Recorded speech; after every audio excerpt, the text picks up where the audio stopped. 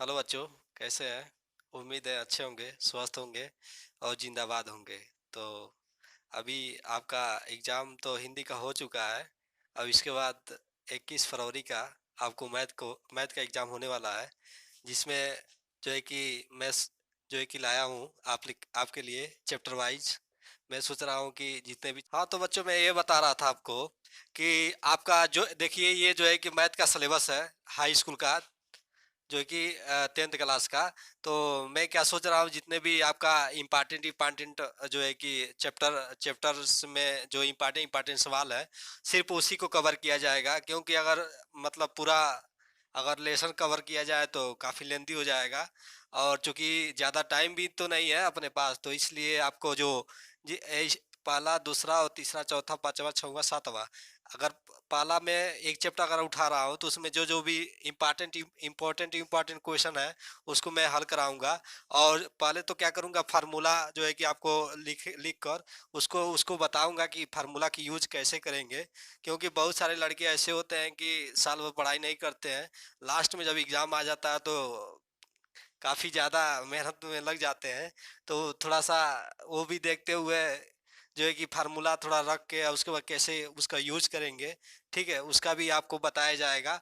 और क्या क्या इम्पोर्टेंट है उसका भी आपको जो है कि बताया जाएगा। संख्या पद्धति, चूंकि पहला तो एक फार्मूला है न्यूक्लिड विभाजन पर। तो एक्चुअली देखिए ये जो है कि इसका फार्मूला होता है। अब देखिए ए क्या होता है, बी क्या है, क्यू क्या है और आर क्या है, यहाँ पर हम समझते हैं। लेकिन ये कंडीशन बनती है कुछ। तो देखिए बच्चों, संख्या पद्धति का तो मैंने आपको बताया कि पहले फार्मूला थोड़ा बताऊंगा, उसके बाद फार्मूला का यूज कैसे करेंगे वो बताऊंगा। तो ऐसा नहीं है कि एक फार्मूला पर आपको 10 सवाल बताऊंगा, सिर्फ एक ही सवाल बताऊंगा कि आप उसको समझ सकें। और उसके पे बेसिस पे आप थोड़ा एक एक्सपीरियंस आप घर पे बना लीजिएगा। क्योंकि मैं रिवाइज के बेसिस से आपका जो है कि ये फार्मूला और चैप्टर वाइज जो इम्पार्टेंट इम्पार्टेंट है उसको मैं कवर करूंगा। चूंकि एग्ज़ाम काफ़ी नज़दीक आ चुका है, 21 फरवरी को है। तो इसलिए मैं सोच रहा हूँ कि हर एक चैप्टर जो है कि मैं जो फार्मूला बेसिस जो इम्पोर्टेंस है उसको मैं जो है कि फार्मूला बताकर उसके बेसिस पे सवाल लगा के आपको समझा के, ठीक है, बता दूंगा कि ये एग्ज़ाम के दृष्टि से ये बहुत इम्पोर्टेंट है। कृपया करके आप इसको देख लीजिएगा। तो आइए देखते हैं संख्या पद्धति। तो एक फार्मूला उसमें आपको मिलता है, अ, यूक्लिड विभाजन प्रेमिका प्रेमिका, ठीक है। तो आइए समझते हैं। तो इसका एक्चुअली इसका ये फार्मूला होता है A is equal to B Q plus R. अच्छा, ये इसका एक सब क्या है, ठीक है, यहाँ पर इसको बताया गया है कि ये जो है कि क्या है, भाज्य है, बी भाजक है और क्यू भागफल है और आर शेषफल है। अच्छा, ये जो कंडीशन दिया है, ठीक है, ये क्या मतलब संबंध इसमें रखता है। तो आइए एक एग्जाम्पल के बेसिस पे हम लोग समझते हैं। मान लीजिए कोई, देखते हैं, आइए बच्चों, देखिए एक्चुअली इसको समझने के लिए एक एग्जाम्पल मैं दो दिया हूँ आपको, जिसमें आपको एग्जाम्पल के बेसिस पे ये फार्मूला आपको समझाने की कोशिश करूँगा। उम्मीद है कि आप समझेंगे। चलिए, ये फार्मूला ये तो फार्मूला आपको ए बराबर भाज्य होता है, बी बराबर माने हैं, जहाँ इसको ये कह सकते हैं। जैसे ए बराबर भाज्य, बी बराबर भाजक और क्यू बराबर भागफल और आर बराबर शेषफल। तो आइए इस फार्मूला कैसे जो है कि मतलब क्या इसका संबंध है, ठीक है, इसको इस एग्जाम्पल के बेसिस पे हम लोग समझते हैं। तो देखिए पहले नंबर तो इसको क्या बोलते हैं, भाज्य बोलते हैं। क्या चीज? भाज्य बोलते हैं। इसको बोलते हैं भाजक, भाजक, ठीक है। उसके बाद इसको बोलते हैं भागफल। क्या चीज? भागफल। और इसको बोलते हैं शेषफल, फल। ध्यान से समझिएगा। चूंकि मैं दो एग्जाम्पल इसलिए लिखा हूँ कि आपको अच्छी तरह समझा सकूं। तो देखिए यहाँ पर भी ये क्या हो जाएगा, भाज्य हो जाएगा, ठीक है। यहाँ पर भी ये भाज्य हो जाएगा और ये क्या हो जाएगा, भाजक हो जाएगा। ये हो जाएगा तो आपका भागफल हो जाएगा, भागफल, ठीक है, शेषफल हो जाएगा। ठीक है, जो ये क्या है, शेषफल होता है। ये क्या है, शेषफल फल। ठीक है, अब इसमें क्या है, देखिए आप इसका संबंध क्या है, कैसे ये क्रिएटेड हो रहा है। तो इस एग्जाम्पल के बेसिस पर हम लोग समझते हैं। तो देखिए, जो शेषफल होता है वो हमेशा क्या है, भाजक से छोटा होता है। क्या चीज होता है, भाजक से छोटा होता है। तो वही आपको दिया है। आज चूंकि देखिए ए बराबर क्या है, भाज्य, तो यानी इसको ए मान लेते हैं। अब बी को भाजक, तो यानी बी क्या है, ये भाजक बी है, ये वाला भाजक बी है मान लो। और उसके बाद क्यू भागफल है, तो क्यू मतलब भागफल, क्यू ये हो गया। और ये क्या, शेषफल कौन सा है, आर, आर से डिनोट कर रहा है। ठीक है, तो आइए देखते हैं इसका संबंध क्या है। तो आपको हमने बताया है कि शेषफल जो होता है वो भाजक से क्या होता है, छोटा होता है। क्या होता है, छोटा होता है। तो हम लोग लिख सकते हैं, या एक और कंडीशन बन सकता है। जैसे मान लीजिए 12 है, और इसको 6 से भाग दिया जाए तो कितना हो जाएगा, 6 दूना 12, यानी जीरो शेषफल बचेगा। क्या चीज, शेषफल जीरो बचेगा। तो एक कंडीशन आप ये भी समझिएगा, पहले इसको दोनों को समझा लेने दीजिए। देखिए, तो हमने आपसे कहा है कि जो शेषफल होता है भागफल का क्या होता है, भागफल से छोटा होता है। तो यहाँ से ये हम लोग दे सकते हैं कि यानी कौन बड़ा है, भाजक बड़ा है। तो भाजक किससे डिनोट किया है, बी से। तो बी बड़ा है किससे, यानी कि जिसका ये क्या है, मुंह बड़ा होता है, जो जिसके ओर वो चीज बड़ा होता है। यानी कि बी बड़ा है, किससे बड़ा है, शेषफल से। तो शेषफल को किससे डिनोट कर रहा है, आर से। ठीक है, अच्छा देखिए बच्चों, इसमें जो है आर और जीरो में क्या संबंध है, संबंध दर्शा रहा है। तो इसको एग्जाम्पल के बेसिस पे समझते हैं हम। देखिए, एक कंडीशन तो ये बन सकता है कि आप अगर किसी संख्या में आप किसी संख्या से भाग देंगे तो पूरा पूरा क्या होगा, डिवाइड होगा। तो पूरा पूरा डिवाइड जब होगा तो जीरो इजकल टू कितना हो जाएगा, इतना। यानी कि क्या, शेषफल, शेषफल शेषफल क्या, जीरो भी आ सकता है। एक कंडीशन ये बन सकती है। और एक कंडीशन क्या बन सकती है, जीरो जो है जीरो से बड़ा भी हो सकता है। क्या चीज, जीरो से बड़ा भी हो सकता है। कौन, आर, मतलब शेषफल क्या है, जीरो से बड़ा भी हो सकता है। इसलिए हम कह सकते हैं कि जीरो जो है कि क्या चीज, बड़ा भी हो सकता है, और जो है कि बराबर भी हो सकता है। क्या चीज, बराबर किसके, शेषफल के। और शेषफल किससे छोटा होता है, शेषफल किससे छोटा होता है, भाजक के। क्या चीज, भाजक के। तो आपको उम्मीद है ये फार्मूला आपको समझ में आ रहा होगा। इस फार्मूला को हम क्या बोलते हैं, न्यूक्लिड विभाजन तो एक्चुअली आप ये एग्जांपल में ये फार्मूला समझाने के लिए एग्जांपल आपको सामने में लिख के आपको जो है कि विस्तार से इसको समझाया हूँ।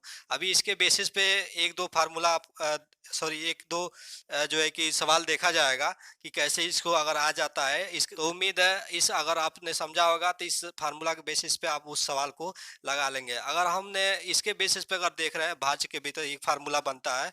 देखिए, भाज्य बराबर होता है, भाज्य बराबर, देखिए भाज्य बराबर क्या है, भाज्य बराबर भाजक, भाजक, भाजक, भाजक, उसके बाद गुणा कौन सा है, क्यू है ना। तो क्यू क्या है, भागफल हो गया। क्या चीज,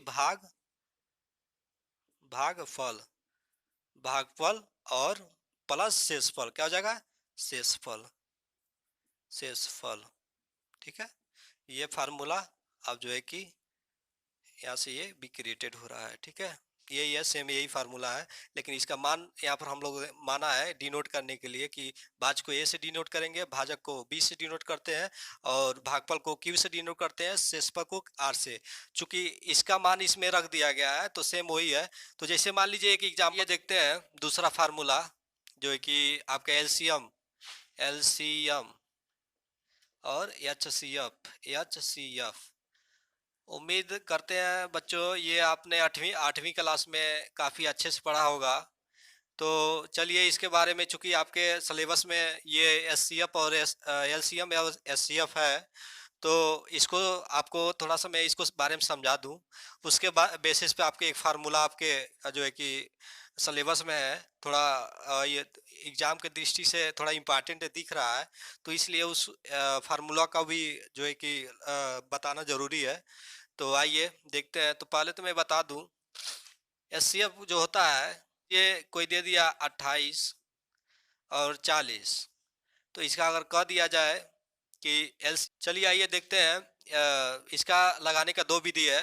आप जो जिस भी मेथड से लगाना चाहेंगे वो लगाइएगा, लेकिन मैं एक एक्स्ट्रा इसमें मेथड आपको बताने की कोशिश करूंगा।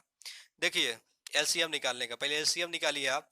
तो क्या करेंगे, 28 और 40 का गुणनखंड निकालेंगे तो क्या होगा, दो एक करने दो, दो दो दूना चार, और ये कटेगा कितना हो जाएगा, 20 हो जाएगा, आधा होगा तो फिर 2 से कटेगा तो 7 हो जाएगा, और ये 10 हो जाएगा। ठीक है, अब उसके बाद क्या होगा, ये 2 से काट लो, ये कट रहा है, 7 और 5 हो जाएगा। अब 7 से कटेगा, एक हो जाएगा, ये 5 फिर 5 से। अब इसका निकाल लो, गुणा कर लो, दो दूना चार, चार दूना आठ, आठ सत्ते 56, और 56 पाँच, छः पचे 30 को जीरो, और तीन, अब 25 25 3, 5 3 8 28 हो जाएगा, 300। इसका क्या हो जाएगा, एलसीएम निकल जाएगा। ठीक है। अच्छा, एलसीएम तो पूरा गुणनखंड की विधि से, लेकिन इसमें अगर एचसीएफ निकालना रहे तो इसका अलग अलग क्या करेंगे, गुणनखंड निकालेंगे। ठीक है, जो जो है कि संख्या मैच करेगी, उस संख्या को क्या करेंगे, सिर्फ उतारेंगे। ठीक है, देखिए जैसे मान लीजिए दिया है 28 को एलसीएम, इसका गुणनखंड कर लीजिए तो कितना हो जाए, एक, चार, फिर दो, फिर सात, आधा हो जाएगा, फिर 7 से कटेगा। एक और निकाल लीजिए इसका, किसका, 40 का, 40 का तो कितना हो जाएगा, 20, फिर 2 से काटेंगे 10, आधा होता जाएगा, फिर 2, फिर 5, अब कोई संख्या 5 से ही कटेगी तो 1 हो जाएगा। अब देखिए ये वाला मैच कर रहा है और ये मैच कर रहा है, यानी कि एक दो निकल गया, ये मैच कर रहा है, ये मैच कर रहा है, तो कितना हो जाएगा, दो निकल, यानी कि इसका एचसीएफ देखें तो क्या हो जाएगा, 4 हो जाएगा, इसका 4 हो जाएगा। तो उम्मीद है ये आपको समझ में आ रहा होगा, एलसीएम एचसीएफ जो है कि चूंकि आपके सिलेबस में दिया है तो इसलिए मैं इसको समझाने की आपको कोशिश कर रहा हूँ। ठीक है, तो आइए, उम्मीद है आपको समझ में आया होगा। तो आइए देखते हैं आगे। एक एलसीएम निकालने की एक और विधि आपको बता देता हूँ। ठीक है, शॉर्टकट विधि, आपको गुणनखंड नहीं निकालना पड़ेगा, आप कहीं भी इसका यूज कर सकते हैं। देखिए इसका जब देखेंगे पहले क्या है, कितना, इसका आधा कितना होगा, 14, 14 गुणे दो, 14 दूना 28, इसका 20 गुणे दो। अच्छा, फिर इसका आधा कितना होगा, 7 गुणे दो, गुणे दो, यानी दो दूना कितना हो जाएगा, यानी 7 गुणे 4 कर सकते हैं, 7 चौको 28, ये इतना हो जाएगा। अब इसका करेंगे तो 10 गुणे दो, गुणे दो, इसका कितना हो जाएगा, 10 गुणे 4 हो जाएगा, मतलब ये। अब फिर इसका भी आधा कर सकते हैं तो कितना हो जाएगा, तो 2 गुणे 5, गुणे 4। अब देखिए ये और ये मैच कराइए, 4 मैच कर रहा है तो 4 यहाँ पर रख लीजिए, और उसके बाद देखिए और कोई मैच कर रहा है तो नहीं कर रहा है, तो क्या हो जाएगा, 7 गुणे 2 गुणे 5, तो 7 चौको 28, 28 दूना 28 दूना 16, 6 और 4 1 5, 56, और फिर 5 से गुणा कर दीजिए, 6 5 30 को जीरो, 3 और 25 25 3 28। तो देखिए यहाँ से भी आपको मिल गया। ठीक है, तो उम्मीद है बिना गुणनखंड किए भी यहाँ से आप आसानी से हल कर सकते हैं। ठीक है, ये ट्रिकी मेथड था, आप जो आपको बेटर लगेगा वो हल कीजिएगा। लेकिन एक और फार्मूला आपको सिलेबस में है, तो देख लीजिए, होता है पहला, पहला पहला पद गुणे दूसरा पद गुणे एस बराबर एलसीएम, एससीएम गुणे एचसीएफ। ठीक है, अब आपको बोर्ड के एग्जाम में दे भी सकता है कि मान लीजिए दूसरा पद दे दिया, एलसीएम एचसीएफ दे दिया, आपको कह देगा पहला पद निकालिए, तो इधर आप पक्षांतर करके इसमें भाग दे के आप जो है कि इसको हल कर सकते हैं। या मान लीजिए ये दोनों दे दिया, पहला दूसरा पद दे दिया और एलसीएम दिया, एचसीएफ आपको निकालना है, तो ये आप ऐसे करके आप हल कर सकते हैं। तो उम्मीद है ये आपको थोड़ा सा समझ में आया होगा। ये दूसरा आपका ये जो कि संख्या पद्धति का दूसरा ये फार्मूला था। ठीक है, इसके बेसिस पर अभी आगे आगे सवाल हम लोग देखते हैं। ठीक है, पहले आप फार्मूला को समझ लीजिए। ठीक है, चलिए आइए देखते हैं एक सवाल। चूंकि मैंने आपको संख्या पद्धति का कुछ फार्मूला आपको बता दिया हूँ, जो मेन मेन इम्पॉर्टेंट मेरे दृष्टि से था, तो आपको बताया हूँ, तो उसके बेसिस पे और आपकी किताब में जो है कि जो सवाल है उसको मैं, जो इम्पोर्टेंट दिखा मेरे को, वो मैं एक क्वेश्चन ला के आपको हल करके बताता हूँ कैसे क्या करना है, कैसे हल करना है। मान लीजिए बहुविकल्पी में ऐसे दे दिया कि यदि P और Q दो धनात्मक पूर्णांक हैं, पूर्णांक इस प्रकार है कि P is equal to A B square और Q बराबर ए क्यू बी, जबकि ए बी क्या भाज्य संख्या है, तब एलसीएम पी और क्यू का ज्ञात करना है, पी क्यू का एलसीएम ज्ञात करना है। पी बराबर आपको क्या दिया है, ए बी स्क्वायर, और क्यू बराबर क्या दिया है, ए क्यू और बी दिया है। ठीक है, तो क्या होता है एचसीएम में, क्या होता है बड़ी बड़ी जो संख्या रहती है उसको हम सिर्फ लेते हैं, और एलसीएम जो छोटी संख्या रहता है उसको हम लेते हैं। तो देखिए जो कटता है वो भी तो, एलसीएम क्या होता है, जो कटता है वो तो लिया ही जाता है, जो नहीं कटता है वो भी लिया जाता है। तो सबसे बड़ी संख्या, देखिए सबसे आसान तरीका है एलसीएम इसका निकालने के लिए कहा है यहाँ पर, देखिए एलसीएम पी क्यू का निकालना है। तो क्या है सबसे बड़ी संख्या कौन है, ए क्यू है। तो क्या करेंगे, अगर एलसीएम निकालना है, एलसीएम, तो क्या सबसे बड़ी संख्या क्या है, ए क्यू है। और इसमें सबसे बी में सबसे बड़ी संख्या क्या है, बी स्क्वायर है। ठीक है, तो देखिए ये कहाँ पर है, किस ऑप्शन में है, ए में नहीं है, बी में नहीं है, या सी में आपका है। तो यानी कौन सा सही रहेगा, सी वाला सही रहेगा। अच्छा मान लीजिए अगर आपको कह दे इसका एच सी एफ निकालिए, क्या चीज़, एच सी एफ निकालिए, तो जो संख्या इसमें कटेगी वही सिर्फ हम लेंगे। तो देखिए ए एक कट रहा है इसमें, तो ए एक आप उतार देंगे। अब मान लीजिए यहाँ पर बी एक कट रहा है तो बी उतार देंगे, बी उतार देंगे, क्या चीज़, बी उतार देंगे। तो हमारा अगर एच सी एफ ज्ञात करने के लिए यहाँ पर पी क्यू को देता, तो हमारा आंसर क्या हो जाता, S C F A B हो जाएगा। क्या हो जाएगा, S C F A B हो जाएगा। तो उम्मीद है आपको ये क्वेश्चन आपको समझ में आ रहा होगा। अगर बोर्ड के एग्जाम में आता है ऐसा कुछ एस सी एफ या एल सी एम निकालने के लिए, ठीक है, तो आप आसानी से इसको कर सकेंगे। ठीक है, चलिए आइए देखते हैं आगे वाला क्वेश्चन दिया है सवाल में। देखिए यदि ए बराबर 2 पे 2 घात गुड़े 3 पे 3 घात गुड़े 5 पे 4 घात, और बी बराबर दिया है 2 पे 3 घात गुड़े 3 पे 2 घात गुड़े 5 दिया है, क्या आता है। तो एच सी एफ क्या होता है, सबसे छोट जो घात होती है उसको सिर्फ लेते हैं। आप लोग कन्फ्यूज मत होइएगा एग्जाम में, जो सबसे छोट घात होती है उसको लेते हैं, जो मैच करता है इसमें दोनों को मैच करेगा वही लेंगे। देखिए इसमें सबसे छोटी घात कौन है, ये है, तो इसको क्या करेंगे 2 पे 2 ऐसे उतार देंगे अगुड़ा। उसके बाद देखिए इसमें 3 वाला का, तो 3 और 3 इस पर सबसे छोटी घात ये वाला है, तो क्या 3 पे 2 घात। और देखिए 5 पे 4 घात है, यहाँ पर 5 पर 1 घात, तो कौन सा लेंगे, छोटा वाला 5 पे 1 घात। तो इसको कितना हो जाएगा, 2 दूना 4 हो जाएगा, और गुड़े 3 तिरिके 9 हो जाएगा, और गुड़े 5 1 का 5।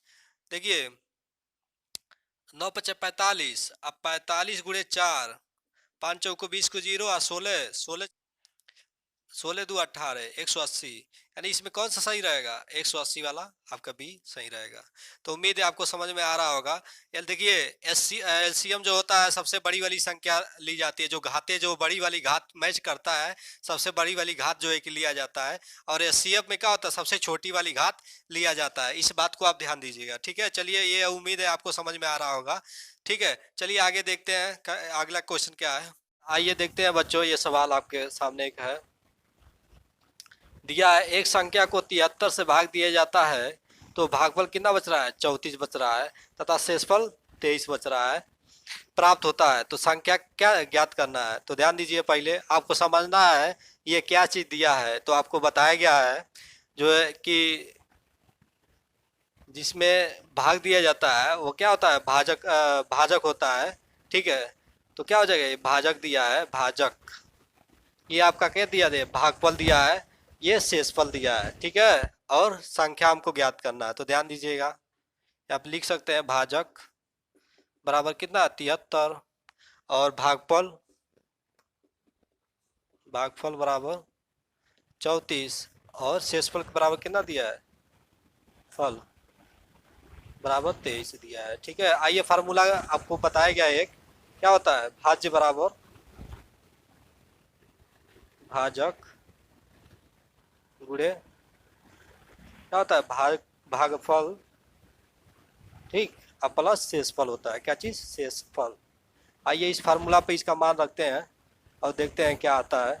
तो देखिए भाजक बराबर 73, तो 73 यहाँ पर कीजिए आप, मल्टीप्लाई कितना है भागफल का 34 है, 34 और प्लस शेषफल कितना दिया आपका 23 दिया है। तो आइए इसको गुणा करते हैं, तो देखिए यहाँ पर 73 है और 34 का, तो कितना है 4 तिहाई 12 को 2 हासी बचा 1, ठीक। 7 चौको 28 और 3 तिरी 9, 28 और 9 जोड़ेंगे कितना होगा 8 दूना 16, 16 एक 17 को 7 और 2 एक 3 हो जाएगा, ठीक है। और एक हासिलवा रहेगा तो कितना हो जाएगा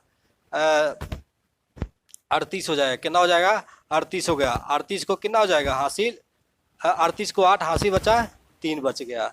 अब देखिए 7 त्रिके 21, 21 में हासिल 3 बचा तो कितना होगा 22 23 24, कितना आ जाएगा 24।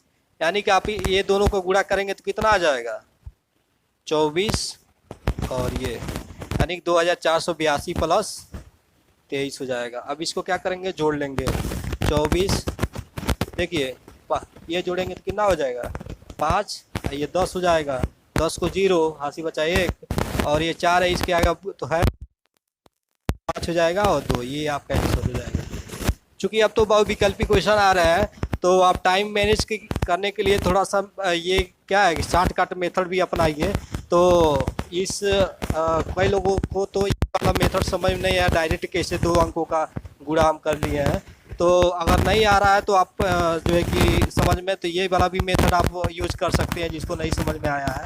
4 तिहाई 12 को 2 हासिल बचा 1, 7 चौको 28 1 29, ठीक। अब इसको इसमें 3 तिरिक 9 हासिल 3 तिरिक 9 हो जाएगा, हासिल तो बचा नहीं, 7 तिरिक 21 21 हासिल तो है नहीं तो डायरेक्ट रख लीजिए 2 हो जाएगा, 9 2 18 को 8 हासिल बचा 1 और 3 3 1 4 हो जाएगा और 2, देखिए ये आया था ये भी ये उतना ही आया।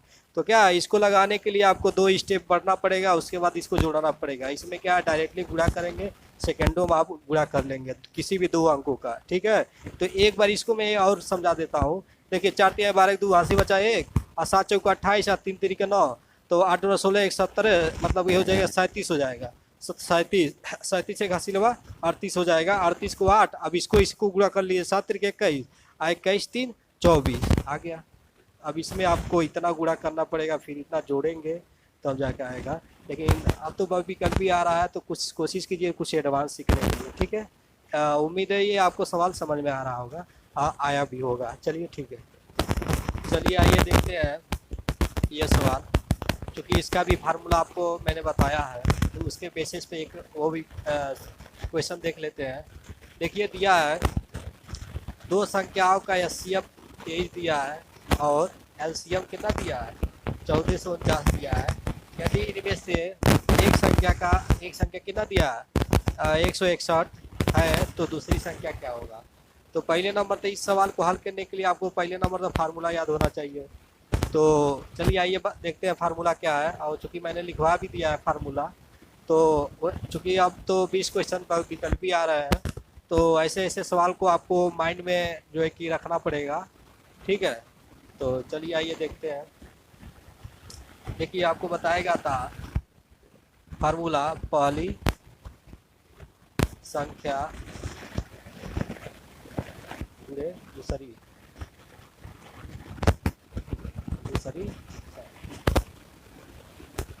बराबर क्या हो जाता होता है एलसीएम पूरे एचसीएफ, क्या होता है एचसीएफ, ठीक है। तो इसमें क्या क्या आपको दिया है, इसमें एलसीएम दिया है और एचसीएफ दिया है, ये दोनों का मान दिया है। और क्या कह रहा है पहली संख्या, ये पहली वाली संख्या जो है कि ये दिया है, ठीक है। आपसे कौन पूछ रहा है दूसरी संख्या पूछ रहा है। तो आइए देखते हैं इसका मान रखते हैं।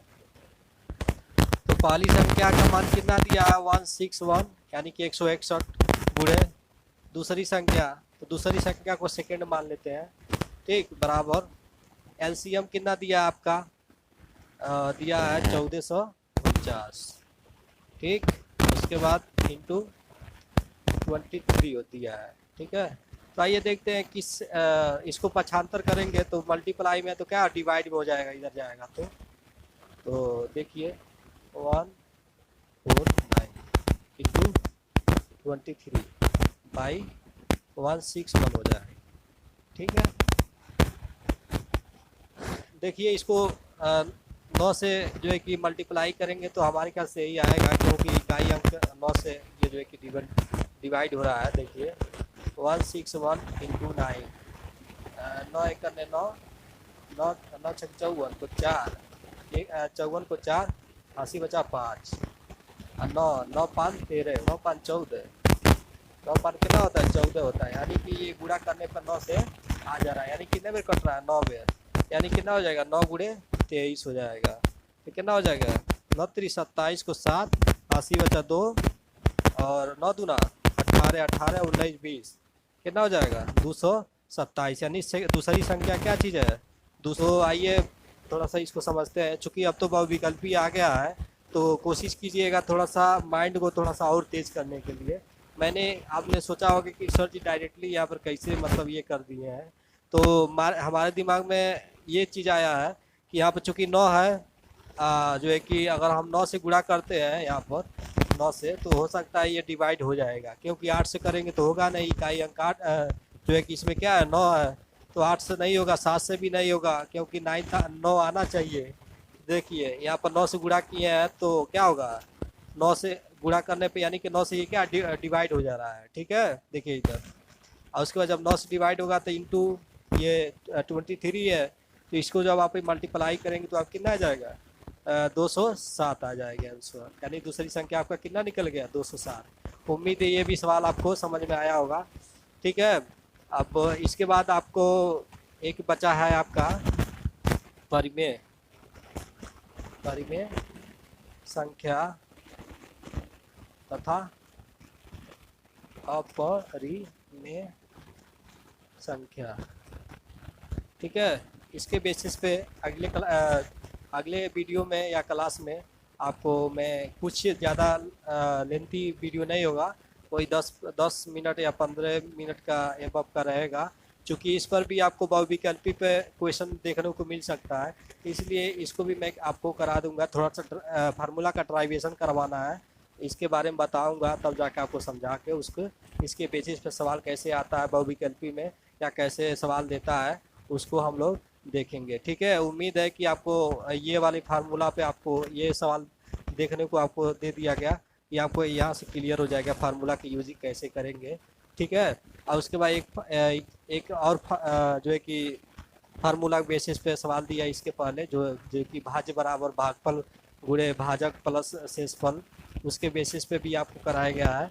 और अगले क्लास में देखते हैं कि परिमेय संख्याओं तथा अपरिमेय संख्या। ठीक है, इसके बारे में 10 मिनट का क्लास होगा, तो उम्मीद है कि ये आपको क्लास अच्छा लगा हो। अगर अच्छा लगा हो एक लाइक, एक सब्सक्राइब, ठीक है, और बेल आइकन पे प्रेस कर दें। ठीक है, थैंक यू।